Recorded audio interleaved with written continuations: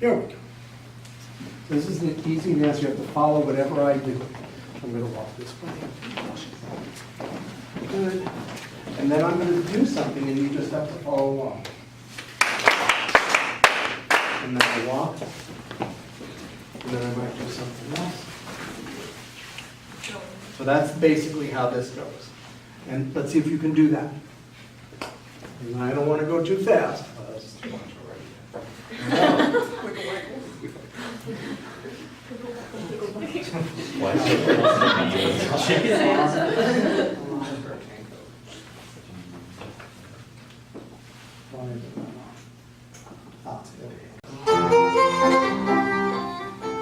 Here we go. Many kids follow me.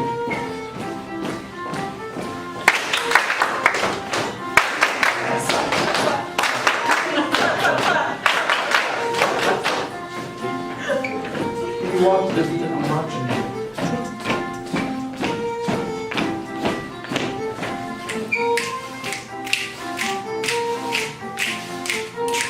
So we're going to watch Kelly. She's up next. You do that. Watch what she does.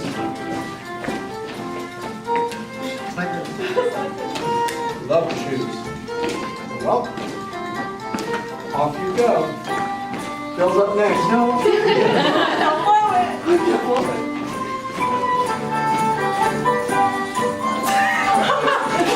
Let's do it. Leah's next.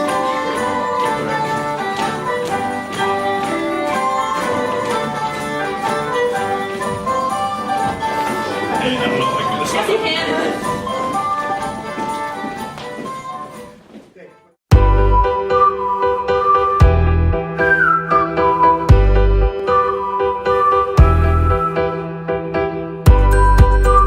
I'm Dr. Dr. Amchin from the University of Louisville School of Music. I've been teaching here for the last 19 years. I am the coordinator of the Music Education Division. As such, I teach a number of classes to graduate and undergraduate students. I also facilitate students going out into the field for student teaching. My expertise is in Orff Schulwerk, which is an approach to teaching music for children. And I travel around the world presenting clinics and workshops about Orff Schulwerk. Dr. Amchin, thank you so much for taking the time to meet with us today and get to know a little bit more about you and your style of teaching. To start off, you've got a wealth of experience, as you mentioned a little bit, all over the world teaching many workshops, but where did you get your start or your first love for music and for education from the beginning? I started playing piano when I was 3. There was a piano in the basement, and therefore we would play the piano. I liked dancing. I played percussion as an undergraduate at the New England Conservatory. And so initially I was going to be a band director, but then I discovered that I like working with younger children and all of the excitement that you see in a young child's eyes when they're singing and dancing and playing with the elements of music, rather than being in front of a band director. And that was not what I intended to do, though I was trained to do that back in Boston, where I went to school. So my inspiration were parents that liked doing that, but also being in Boston, going folk dancing every Wednesday night and playing on xylophones and such. So you've always stayed pretty busy. I've always kept busy, yep. Recently I've been doing a lot of traveling. I'm going to Russia in the spring. To teach teachers overseas, and I've been to China and Singapore and Hong Kong and Poland and Austria, and so I travel around doing what I do, and they keep inviting me to do what I do. So seems to be impactful wherever you're going. We try, we try. And is it different depending on what country you're in? Teachers are very similar around the world. They need good administrators. They need equipment and facilities to do their job. They need a good curriculum to know what to do for each age and which grade. There are differences around the world. In China, because there are so many people, the classes generally start at 50 kids per class. as opposed to here in the States where it's anywhere from 15 to 25 or 30. So those differences make a difference. But the teachers that I've met around the world and in the country all love what they do. And they have a love for children and sharing the joy of making music at every age. One of the things that I do here at U of L, we have a preschool down the street, and I go there on Wednesday mornings, and I work with the 4-year-olds and the 3-year-olds and the 2-year-olds, and we have the monkey puppet, and we have a wonderful time every week. That's so cool. So you're not just teaching future teachers how to teach the young children, you're still in the schools with them all the time. It's very important that I'm not in the ivory tower. So when I do my clinics around the country, very often, if I can, I go a day early and work in the schools. So this past month, I taught in Cleveland Public Schools in Cleveland area, and then in New York City as well. So, yeah, as much as I can be with kids, but I've got work to do here on campus that gets in the way of doing all of that. But as much as I can, yeah. Sure. Yeah, it's necessary, but. Right. And then I can tell my students that I actually taught children, and here's what they did, and here's what they didn't do, and here's how this works. So the activities that I do in my class are the same activities that I would do with children. There's very little difference, except that my undergraduates hopefully go a little faster than a 10-year-old learning how to play a recorder or a xylophone. Sure, yeah.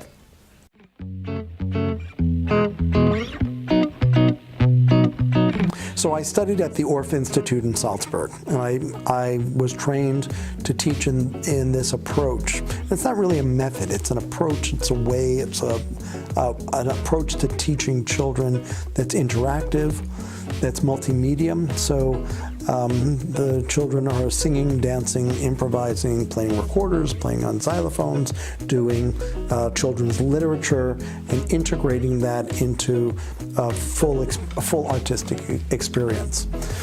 And that's in a nutshell. But the idea is that the outcome is that the children make their own music. It's not my always giving them a piece of music, but rather that they develop their own ideas based on some models that I might give to them. And then you're also engaging, even just in the classroom, we noticed that they're using their eyes and their ears and... It's very interactive, and the idea that the teacher is more of a facilitator of learning than a dictator and lecturer of work. So in the class that you watched today, I don't do a lot of lecturing. We're really making music, asking questions of the students. What are they learning? What are they seeing at the end of class? Tell me 4 things that you learned today, rather than me telling them 4 things that they should have learned today. It's much more personal that when they come out of a class, that they've learned something that's important to them, because that will stick with them when they're student teaching in a year. All right, I have a song for you, because this is your melody visuals. Come pumpkin, pumpkin, round and fat, turn into a jack-o'-lantern just like that. You get to do this with your mouth. Pumpkin, pumpkin, round and fat, turn into a pumpkin just like that. Okay, you get to find your pumpkin on your instrument. What notes are they? C and E. C, all right, so it's pumpkin, pumpkin. Ready? And round and fat, turn into a jack-o'-lantern just like that. And all the students that you saw today are all music ed majors. So part of their experience when they're out in the field is they're going to spend half of their placements in student teaching in an elementary setting, K-5 or K-6, doing Orff kinds of things, doing movement and music, and some of them will do shows like Annie Jr. Okay. Or they'll do children's literature. That's something that we're going to be doing pretty soon in that class. And then the other half of their student teaching is in a secondary setting, being band directors and choir and orchestra directors. So I'm training them to do at least that, and also to love working with that literature. because it's just fun. I ask them all the time, wouldn't you want to be doing this all the time, as opposed to teaching a child how to play trumpet, which takes a long time. There's an immediacy in what we do, what I do, that we played drums today, that we played on the xylophones today, that we did children's rhymes today, we danced today, and it was very accessible, but you could see that there was musical growth.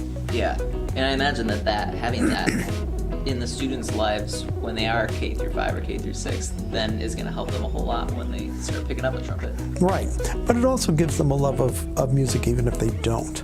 Because those are the things that I ask my students, and probably would ask you, what do you remember about your musical experience as a child? And I remember my dad singing songs. I remember listening to the radio.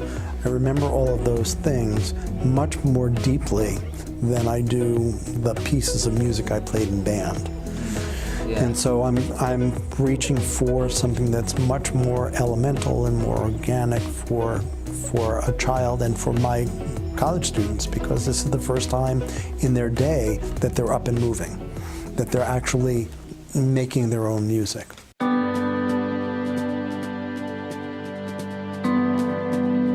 One of the things that when a student works in that class that you saw today, one of the things that I ask them is it joyful? Is it something that's more than just academic or theoretical? Because music is supposed to be joyful. It's supposed to be something that you can enjoy in a way other than playing the notes correctly. Because kids will make mistakes. I make mistakes. They need to see the humanity of what artists do. The example is that I prefer going to rehearsals when I'm watching the band, the choir, and the orchestra, rather than the concert. I like to see the process and the growth of the students in everything that I do artistically.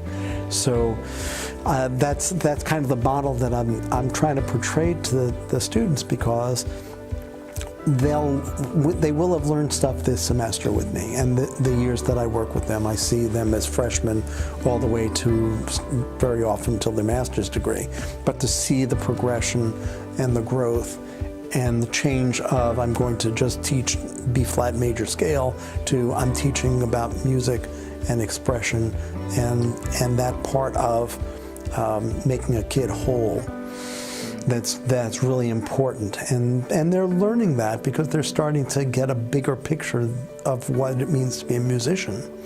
One of the questions that I ask in my Intro to Orff class that I'm going to do tonight is, what does it mean to be a musician? What is musicianship? It's more than just playing a B-flat major scale, and you can make a mistake but still be musical. That was one of the things we did today in the poem. That was supposed to be about Daddy caught a flea and he was not happy. Oh, so we have to really be emotional. We have to be expressive, and that's something that they have to rekindle in their lives as undergraduates, because the children that they're going to work with are going to have all those emotions, and you want to celebrate all of that within the kids they teach. So you get to the heart of the kid beyond just material. Yeah, if they don't play the xylophone perfectly, but they're intently working on a piece, then I think that's a win. Because they're not all going to come to the University of Louisville and play their instruments and be music students. We want them to have a meaningful experience. When we were working on the xylophones this morning, there were five of the students that could get the whole melody on the xylophone. And the rest of them were kind of figuring something out. But they were all in the game. They were all working through and exploring on their own levels. So the next time I see them, they'll be a little bit further along. And hopefully, just as I'm doing when I'm traveling around, I may see them again in 10 years or at a state conference, and to see how they've developed over time. Because I've been teaching at the college level for over 25 years now. And I taught in the schools for 6 years in Spring, Texas. And you just are being very patient and seeing how people grow. So you do run into some of your students? Yeah, at conferences? I do all the time. Wow. I do all the time, because I've been doing workshops and teaching for so long now that I've had some great experiences of people that remember I did something that was meaningful to them. Yeah. And I would imagine that, especially when these are future educators and you are about getting to the root of music and the root of them as people, like that would affect what direction they take from there in their career. Yeah, I would hope so. Important. Yeah. The thing that I'm enjoying this past couple of years is Harry Potter. So I'm doing Harry Potter songs, and we have a magic wand that every once in a while we take out, because that's what kids like to do.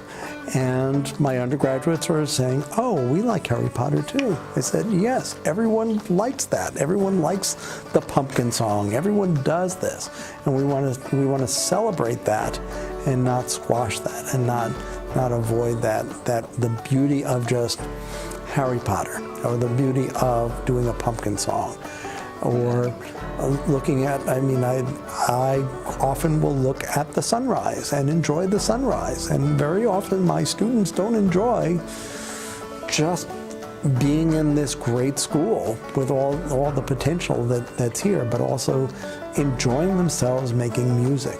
That's why they came here. They love making music. I want to make sure that at least twice a week they're just enjoying making music and not worrying about playing all of the right notes at the right time. By December, they'll be playing all the right notes. We're in the end of September. There's a long trajectory. I've said to my TA, I'm a very patient man.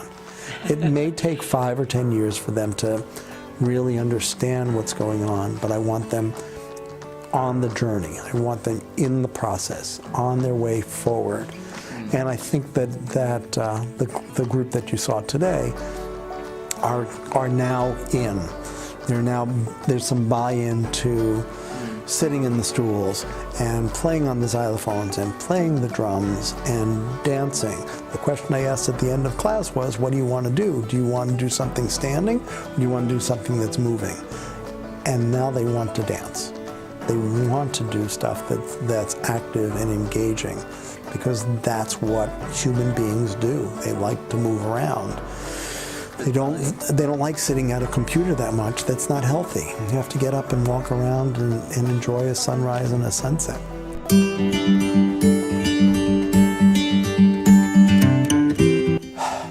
Louisville is a great city. It's very diverse. It offers a lot. I always say that Louisville is a very livable city. We have an orchestra. We have shows that come in. We have the University of Louisville Comstock, which has concerts almost every day of great caliber. We have wonderful performances all the time. It's a great city for both young and old. I would say to celebrate that. And hopefully there are opportunities to celebrate within the city. The schools now have music in every school. All the elementary schools, the children have 1 hour of music every week at a minimum. That's a wonderful thing for the next generation. So that's probably what I would say, is to celebrate the city, celebrate now that we have music for all. And I think that's good throughout the generations. Years ago, the students didn't have as much music as part of the public schools, and now we have a new generation that will have the same experiences I had when I was a kid. To find something that they may use for their career, but also something that will humanize them. That's the beauty of the arts. The arts humanize people. It's more than just doing math and taking tests and doing English exams. The arts are really important to everyone's life, and that's probably the message, is to have the arts of some form, singing in church, singing in school, playing on the Orff xylophones, being in a rock band. All of those things are really the things that keep you loving just life.